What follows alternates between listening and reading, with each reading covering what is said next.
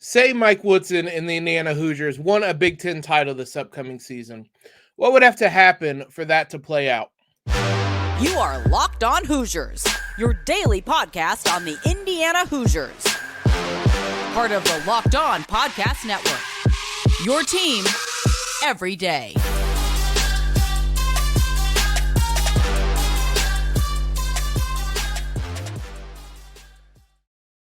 Happy Monday, everybody. You are Locked On Hoosiers, the only daily IU podcast, part of the Locked On Network, your team every day. Appreciate you guys tuning in, wherever that may be, whether on YouTube or whatever podcast platform you use. Thanks for making us your first listen every single day. I'm your host, as always, Jacob Rude.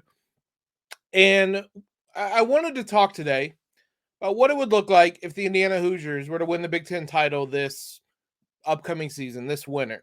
Every dayers will know back on Friday. We did this for the football team, a different version. IU football is not winning the Big Ten title. What if they made a bowl game? What would have to go right? I wanted to apply this kind of concept to the basketball team. And we're kind of past making the NCAA tournament now. We're on to winning the Big Ten title, getting back to that level as a program. So what things would have to go right for the Hoosiers? I will say, when we talked about the football team, I think that there were very specific things that had to go right for Indiana to even have a chance at getting to a bowl game. With the basketball team, I think there's a lot more variance. I don't think there are very specific things that have to go right. But I would say the first thing to me that probably is going to have to go right, or is probably going to have to happen, I should say, for the Hoosiers to win the Big Ten title this season is that Kel'el Ware is going to have to figure things out. And that he is kind of the biggest question, I think, heading into this season. It's going to be something we talk about a lot in the upcoming weeks, months, heading into the season. Probably nobody on this team has more potential than he does. I was kind of thinking, as I said that, Mackenzie and Mgbako might be the only one that has that type of potential for the Hoosiers. Outside of it's one of those two, and I would probably lean Kel'el Ware just because of his size and his skill set and what it could look like. And for Indiana to win the Big Ten title, he has to really start tapping into that potential. Doesn't even necessarily have to be the best case scenario. Like, he doesn't have to become a top 10, top 5 pick, something like that. But he really has to take a lot more leaps than he did at Oregon last season and start fulfilling that potential. What does that look like? Well, he's going to have to be, he would become an inside-out threat in that he can knock down threes and pick and pop situations. He can space the floor. He can allow there to be room and space offensively for IU to attack and for guys like Malik Renew to work inside and Mackenzie and Mgbako to score in the mid-range and be able to space the floor. But at the same time, he can score inside and take advantage of mismatches and be someone that IU can get the ball into the perimeter and run pick and rolls and not just pick and pops and things like that. He has to be diverse on offense and be a threat at multiple levels. He wasn't that consistently at Oregon, and that's going to be one of the biggest things for him is being a consistent offensive threat. It might be more of a shot diet of three-pointers. It might be more finishes around the rim on pick and rolls, but it has to be consistent. He has to be someone that IU relies upon. Maybe not even necessarily relies upon, but somebody IU can expect a certain floor that, hey, no matter what, Kel'el is going to give us this. He's going to give us 12 points, 15 points. He's going to knock down a couple threes. He's going to keep defenses honest and space the floor out, and you can go from there. But there has to be a certain floor with him that wasn't there at Oregon. The floor was like rock bottom. Like he wasn't playing in some games. So the floor certainly has to be a lot higher than that. And just in general, he excels in IU's kind of new offense. And we're going to talk, IU's new offense, I think, is going to be one of the biggest things. And spoiler, we're going to talk about that later. But Kel'el Ware kind of typifies how IU wants to play in some regards, in that He is not. He is as far away from the center that Trey Jackson Davis was. I used two centers in the last 2 seasons are going to be very, very, very different players, but you can still have success with both of them. And if the Hoosiers are winning a Big Ten title this year, Kel'el Ware figured some things out. He started tapping into that potential, and he started excelling in what will be a bigger role and in a different type of offense for him. Defensively, he's going to have to be probably an all-conference defender, something really close to it as a rim protector. That's one of the things I think we might not talk about enough when replacing Trey Jackson Davis. There's a lot of kind of focus on the offensive end in that he was such a central hub to what Indiana did. Defensively, he was the last line of defense and was very good at it. And that's probably something I need to talk about more. We need to talk about more as the season starts to get closer and closer. But that's going to be a pretty big hole to fill, is all the blocks, not even just the blocks, but the teams were aware that Trey Jackson Davis was there, and just that respect teams had for him as a shot blocker is going to need to be replaced. Kel'el Ware was good on that end, but guys are going to challenge him, and he's going to have to prove that he can defend the rim, and he's going to have to be that level of defender for Indiana to be a Big Ten champion next season. If that is what ends up happening, he's going to be a top defender. Is it Defensive Player of the Year? I don't really know. I thought Trey Jackson Davis was the Defensive Player of the Year last year, and he didn't win the award. He was an all Big Ten defender, and that's kind of where I'm setting the mark right now. But Kel'el Ware is going to have to be somebody that picks up the load, definitely on the defensive end for what Trey Jackson Davis left. And then he'll do it on the offensive end, but just in a lot different ways. So for me, one of the biggest things is that Kel'el Ware, just in general, puts it together. He shows the potential that made him one of the top recruits coming out of high school, and still has NBA scouts interested in him. If he does that, Indiana's ceiling skyrockets this upcoming season. But he's not the only one that I think can change the ceiling of what IU will be next season. And there's another kind of obvious name in Mackenzie Mgbako that is going to determine a lot of, in terms of what success IU is going to have this year. So what does he need to do for IU to be a Big Ten champion next season? We'll talk about that here in a moment. I want to tell you first about FanDuel. Baseball is back. The All-Star break is over. Let's not talk about the Reds. I bragged about them enough in the first half. They came out flat, needless to say, in the second half of the season so far. But good news for you, even if you were betting on the Reds, as long as you went to fanduel.com/lockedon, you still got your bonus bets, because you can take your first swing betting MLB on FanDuel and get 10 times your first bet amount in bonus bets up to $200. So you can bet $20, win or lose, you will land $200 in bonus bets. It's all on an app that's safe, secure, super easy to use. Plus, the best part is when you win, you get paid out instantly. There is no better place to bet on MLB than FanDuel, America's #1 sportsbook. So sign up today. Visit that URL, fanduel.com/lockedon, to get up to $200 in bonus bets. That's fanduel.com/lockedon. FanDuel, the official partner of Major League Baseball. Big shout out to all you guys again, as always, for making us your first listen or your first watch every single day, especially during July. These are the dog days of the summer when it comes to content. We're throwing out what if scenarios. The good news is football is around the corner. Every day is, as I mentioned, Friday we did a version of this if you want to listen to it after this. Wednesday we're going to do a version of this for the women's basketball team winning the Big Ten title as well. So be sure you guys are tuned into that. Let's talk Mackenzie Mgbako, who, as I said, is going to be the other player that I think really determines the ceiling of this IU team this year. And similar to Kel'el Ware, he's going to have to hit the ground running this season. He's going to have to become, I think, in some ways, a go-to guy for IU. He has a skill set that is going to be particularly valuable to IU. His scoring ability, nobody else really has that for IU. Not on the perimeter, not kind of on the wing. There are guys that can get buckets in various ways. Xavier Johnson can get to the rim. That's one that's going to jump out. But Mackenzie Mgbako has the ability to kind of create a shot for himself at multiple levels that nobody else on this IU roster has. So because of that, in a lot of ways, I think he's going to have to be the go-to guy in certain scenarios for Indiana.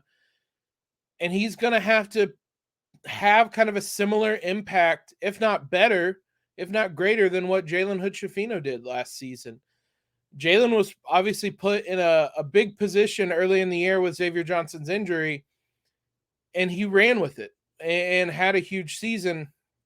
Obviously, Mackenzie is a lot different player. They don't even play the same position, but in terms of just general impact, it's going to have to be that at least for Mackenzie Mgbako this season. And if IU is winning the Big Ten title, I think there's a really good shot Mgbako is the leading scorer. It could be Kel'el Ware. I don't know that he's someone that's going to get up enough shots to do that. I certainly could see a scenario where that happens, but he doesn't seem like someone that IU is going to consistently feed the ball to however many times a night for him to get a lot of shots up. I think that could be the case with Mgbako. Just his, as I said, his skill set, his play style. He's someone that can take the ball, beat a defender, knock down a mid-range shot, knock down a three-pointer if teams play off of him, get to the rim. He has the size, the ability to do that. No one else on this IU roster has the scoring, I guess, versatility that he does, if that makes sense. He can score at all three levels. I don't think anybody else on IU's roster can do that. And because of that I think he'll be the leading scorer for Indiana this season in this scenario. And realistically, if I had to put money on it, I would say it would probably be him. It could be Xavier Johnson, depending on how much the ball's in his hands in this new offense. But certainly Mgbako is going to have to be an above-average three-point shooter. IU is going to need to be a better three-point shooting team overall, not just in terms of accuracy, but volume's a big thing. And we can kind of talk about that in the last segment. But Mgbako is going to have a bit of a burden on him to be a good three-point shooter. He has that in his bag, and he can be that, but in a scenario where IU wins a Big Ten title, I'm imagining he's probably an above-average three-point shooter. It's probably not going to come on great volume. It may only be 2-3 attempts at most per game, I think, but it's enough to where defenses can't just sag off of him, and he can take advantage of closeouts or make teams pay if they double off of him on a rolling Kel'el Ware. Xavier Johnson can kick out to him and he can knock down a three-pointer, for example. He has to be someone that if the ball finds him and he's open, there's a good chance that that's going in, and defenses are kicking themselves for it. But in general, I think he probably needs to be someone that excels on the wing. I think there are legitimate questions about what his best position is coming into the season. He's going to play the three. He's going to play a healthy amount of the three. But I don't disagree that he looks like somebody that might be best suited as a four, kind of a stretch four. He has the body for it. With the personnel IU has, if Kel'el Ware is going to play on the perimeter a fair amount, IU might be able to get away with it because Kel'el Ware is not your traditional center. But Mgbako is going to play a lot on the perimeter, and I think that's going to be somewhere he's going to have to find success for IU to have success as a team this year. There's going to be lineups where he probably plays as more of a four, whether it's alongside Renew with Kel'el Ware off the floor or Peyton Sparks or even Ware on the floor. There are a lot of variations IU can throw at teams with the personnel they have in the front court. They can play small, they can play big. They're going to start big this year in a different way than they started big last year, at least. But they're going to start big this year, and they can have different looks they can throw at teams. That wasn't the case last year, and Mgbako is a big reason for that they'll have those variations. If you come up against a Penn State that likes to, I mean, they won't this year with Shrewsbury at Notre Dame, but say IU came up against someone like Penn State, like a Miami, IU can perhaps better play with them in smaller lineups because Mgbako can play the 4 and they can go a little bit smaller. I don't know that they had that luxury last season. At the end of the day, though, Mgbako is going to be a big part of this team, especially in a scenario where they win a Big Ten title. He's going to have a really big season. I don't really see a way where he doesn't produce at a high level and IU wins a Big Ten title unless it's just really unexpected contributions from someone else.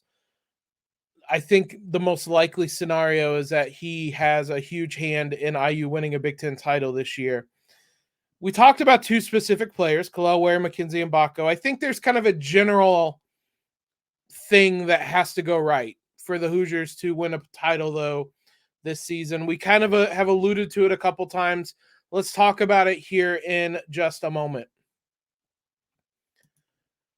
So one of the biggest things that there's going to be a lot of focus on, especially early in the season and really throughout the season as we see it play out, is what this new IU offense looks like. It's certainly going to be a lot different than what IU did last season. And is IU going to be able to find success with it? Not just that, but how quickly can they find success with it? If IU is going to win a Big Ten title, they're going to have to adapt to this new offense with not a ton of growing pains. They'll have a non-conference schedule where they can figure things out. And in this scenario, they could struggle through non-conference play, get some things figured out, and still win a Big Ten title. But the growing pains are going to have to be kind of minimal for IU to accomplish this, because if you're going to win a Big Ten title, you're looking at 2, 3, maybe 4 losses at most in most seasons that there's a Big Ten champion. You don't have more losses than that, is what I'm getting at. That you don't have more than 4 losses. And so IU can't afford those growing pains. They're going to play faster, which I think is going to lead to, I could see there being a lot of positives with that. I'm envisioning a scenario, and this doesn't even have to apply to IU winning a Big Ten title, where they have a lot of success at home this year. And that's not going to change from previous years. I mean, they were great at home last season, but if IU adapts to this offense, you're looking at a team that I think is going to play faster, get out in the open floor a little bit more, and be able to go on these big runs that happen a lot quicker than they did last season. IU could go on runs last year where they just suffocated you defensively. They were, 5, 6, 7, 8-minute runs where like you didn't know what to do defensive or on the offensive end of the floor, and IU just chipped away and the lead grew and grew and grew. I think it could come just in a huge wave this season where IU goes on a 12-0 run in like a minute 45 and the place is going bonkers and you have to call a timeout and you can't even hear yourself in the huddle. I think those are the types of things we could be in for, where teams get overwhelmed in just a hurry. And it's not that one's any better than the other. It's just, I think there's going to be moments where you're going to have this big 3-pointer, this huge dunk that punctuates a big run, and the opposing team's calling timeout and assemblies rocking and things like that. I could see that happen this season. What's certainly going to have to happen, though, is that IU's kind of reshaped offense and roster excel playing in space. Whether it's playing on fast breaks in the half court, whatever it is, IU's going to have more space to play with this season. The athleticism that they recruited, Mgbako, Ware, Anthony Walker, the guys that they brought in for their athleticism, they're going to have to excel, and that's going to have to lead to success for Indiana. If that happens, if they can excel playing in space, attacking it, mismatches, and getting out on the break, if all that happens, I think IU is in line for a really strong season. I I am very excited to see what IU's offense looks like. I suspect there'll be struggles at the beginning of the year where they play too fast and they might look a little lost at times, but I think it'll help that Xavier Johnson's there to run the show. And I think having certain guys, whether it's Xavier Johnson, whether it's Mackenzie and Mgbako, who can get theirs, will help them a bit. But I wouldn't be surprised come Big Ten time if that offense actually does look pretty strong because they have the personnel there. There's going to be a lot of questions, and we're going to have the debates in the coming weeks and months about, I don't think IU should be ranked, but I wouldn't be surprised if pretty early on in the season they do get ranked, because I could see them coming up against teams and just overwhelming them and catching them off guard early in the season, because there's not going to be tape on how IU plays. Like, this isn't something that teams are going to expect. So it's one of those things that you're just going to have to figure out. Once there's more tape on them, they might struggle a bit, but it's a season of adjustments and seeing how teams adjust to you and counter adjustments and things like that, that I think once Big Ten time comes around, IU will have seen enough that they know what to expect. But even then, Big Ten play teams are going to be caught off guard a bit because this isn't like how IU's played the last 2 seasons. So it's going to be a fascinating thing to watch, to see how IU plays and how teams adjust to that, because it won't be like anything we've seen, not just under Mike Woodson. This isn't how Archie Miller played, and thank God, but this isn't Archie ball. This isn't Mike Woodson ball. It's going to be a lot different, and I'm excited for that, but it's going to have to work if IU's winning a Big Ten title this year. It's going to be, again, I've said this a couple times, I'm really excited to see what IU looks like. It's going to feel modern, and IU hasn't had something like a modern offense in a long time. It's been since probably Tom Crean was at IU that they had something resembling a modern offense. So I'm excited to see that for the Hoosiers this season. Let me know what you guys think. Do you agree, disagree with anything I said? Am I being too optimistic? This is a what-if scenario. I don't think you can fault me for being too optimistic, but what do you think has to go right for the Hoosiers to win a Big Ten title? Let me know in the comments below. We're going to do a version of this for the women's basketball team, what it's going to take for them to go back-to-back with Big Ten titles. Be sure to tune in on a Wednesday for that. Thanks as always, guys, for making us your first listen. Follow us on Twitter if you haven't already at LO_Hoosiers. Subscribe to the podcast. Leave that quick rating and review. All of that stuff helps us out tremendously. Most importantly, though, guys, I hope you start the week off strong. Everybody have a great Monday. And as always, LEO.